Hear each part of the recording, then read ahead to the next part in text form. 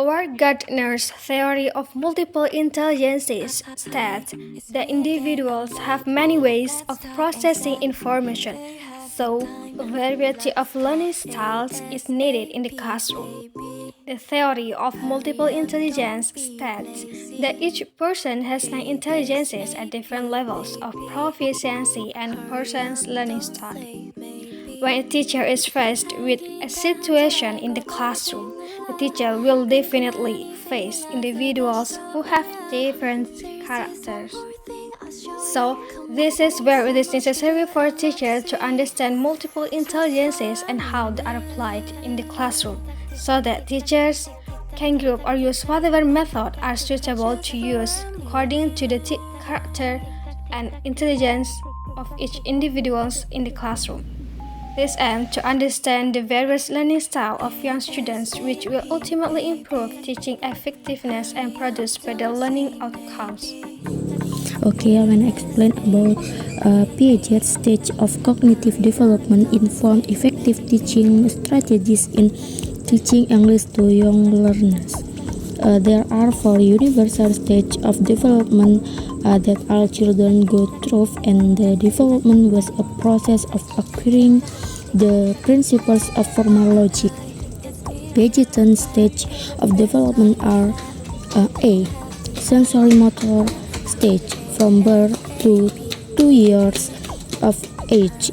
The young child learns to interact with the environment by manipulating objects around him. B. Pre-operational stage, from 2 to 7 years of age. The child thinking is largely reliant on perception, but he or she gradually becomes more and more capable of logical thinking. On the whole, this stage is characterized by egocentrism and a lack of logical thinking. C. Constrained operational stage, from 7 to 11 years of age. Year 2 is the turning point in cognitive development because children's thinking begins resemble logical adult-like thinking. They develop the ability to apply logical reasoning in several areas of knowledge at the same time, but this ability is restricted to the immediate context. This means that children at this stage cannot yet generalize their understanding.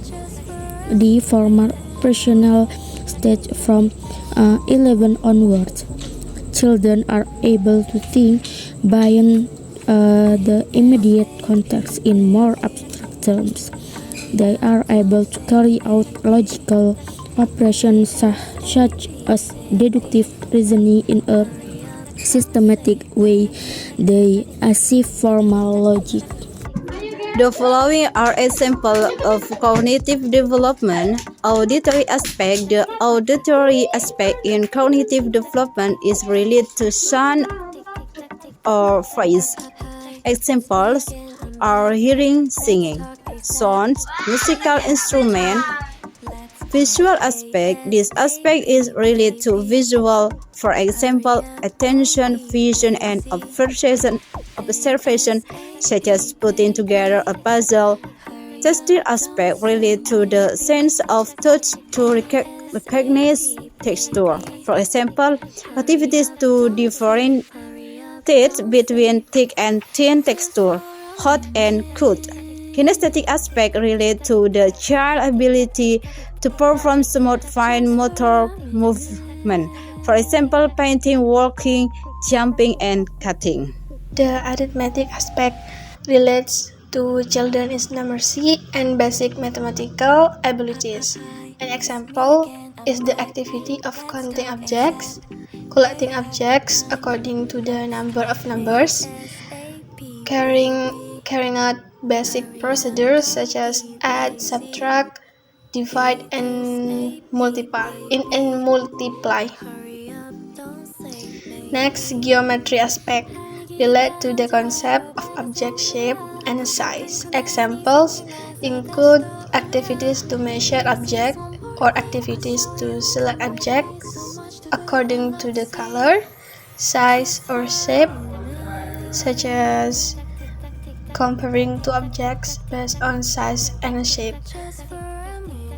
The next is initial science aspect related to exploration, demonstration, experiment, and scientific and logical approach. Examples include activities when carrying out simple basic experiments, exploration of various objects in the environment, and discussion about certain objects or phenomena.